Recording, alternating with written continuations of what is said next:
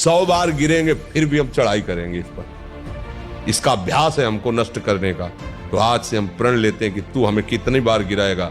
अविनाशी का बच्चा हूं, अविनाशी ही हूं। शरीर बदलते रहेंगे लेकिन हम तेरे को देख लेंगे एक दिन तुम जीत जाओगे। ये घबराने वाला मार्ग नहीं, डरने वाला मार्ग नहीं, उदास होने वाला मार्ग नहीं। 100 बार गिरो फिर भी पीछे मुड़ो मत, अगला कदम आगे बढ़ाओ, जीत जाओगे। वैभव पतंगे जी महाराष्ट्र से। जी। जय स्वामी सामर्थ। राधा वल्लभ श्री हरिवंश। महाराज जी आपके चरणों में कोटि कोटि प्रणाम। महाराज जी, ये काम क्रोध आदि विकार मेरे पूर्व अभ्यासवश भगवत चिंतन नाम जप में बाधा उत्पन्न करते हैं और प्रयास करने पर भी उनका चिंतन कुछ समय बाद होने ही लगता है। महाराज जी कृपया मार्गदर्शन करें, कैसे इनसे मैं मुक्त हो पाऊंगा। आपकी जब बात इतनी समझ में आ गई है कि प्रयास करने पर कुछ समय बाद उनका चिंतन होने ही लगता है, मतलब कुछ समय आप बचा पा रहे हैं अपने आप को, तो आप समझो ऐसे महान विश्व विजयी त्रिभुवन विजयी अगर काम से कुछ मिनट आप अपने को बचा पा रहे हैं तो आप समझो आपको युक्ति मिल गई जिससे आप उस पर विजय प्राप्त कर लेंगे। ऐसा अपने को असमर्थ नहीं होना, क्योंकि वो बहुत पुराने से हम बलता तभी आएगी जब आप नाम जप खूब करेंगे।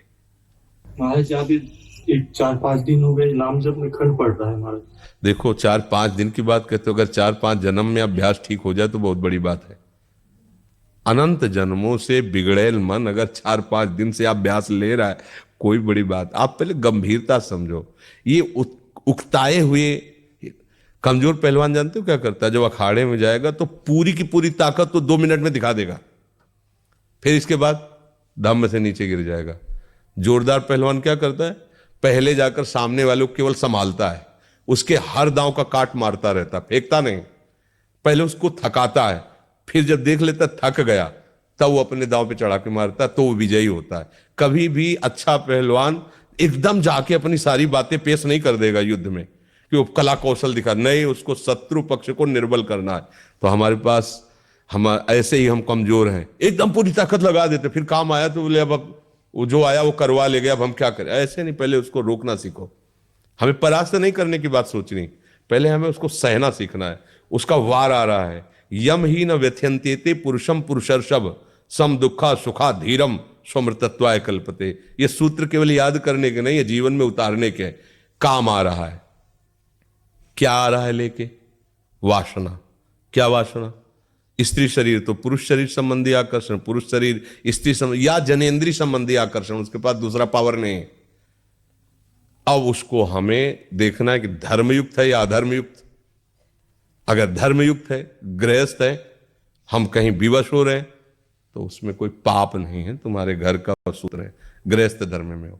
नहीं है, अब हम उसका जो आवेश आ रहा है काम का, राधा राधा यम ही न व्यथ्यन्तेते। हे पुरुषों में श्रेष्ठ, जो उस व्यथा को सह जाता है, व्यथित नहीं, इतना नहीं होता कि पागल हो जाए, वो परम पद का अधिकारी होता है। तो हमें सहना पड़ेगा ना। हमारे अंदर काम आ रहा है, राधा राधा राधा राधा राधा राधा। वो कह रहे यहां चलो, ये देखो, ये खाओ पियो, हर बात अनसुनी, नहीं मान रहे।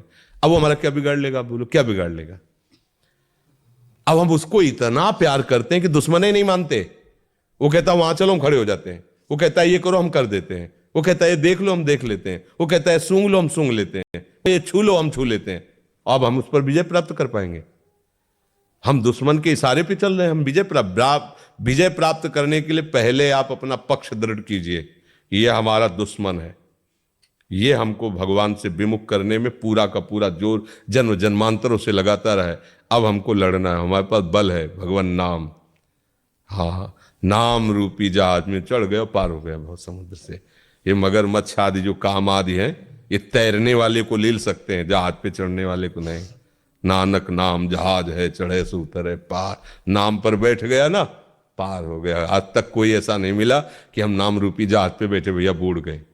जीवन भर गंदा आचरण बना और अंतिम समय अपने बालक के लिए नाम उच्चारण कर लिया, नारायण, तो भगवान का पार्षद आ गए और उसका मंगल कर दिया। नाम जप करो। और ये छोटी मोटी लड़ाई नहीं है, बड़ी ऊंचाई तक ये अपना अधिकार रखते हैं, क्योंकि ये भगवान की ही शक्ति से शक्तिमान है। और वो ऊंचाई, जब तक अहंकार इतना भी रहेगा तब तक गिरना पड़ेगा, ये ध्यान रखना। वो अहंकार मिटिया मिट ऐसे ही होगा जब अंतिम समय देखते हैं कि हार गया। ये जीव बहुत कपटी है, ये कहेगा कि मैं हार गया, लेकिन अंदर से नहीं हारता। भगवान अंदर की बात देखते हैं। जब अंदर से हार गया तो हरि गुरु उसकी बांह पकड़ लेते हैं। फिर गुरु मेहरबान, चेला पहलवान कोई उसे परास्त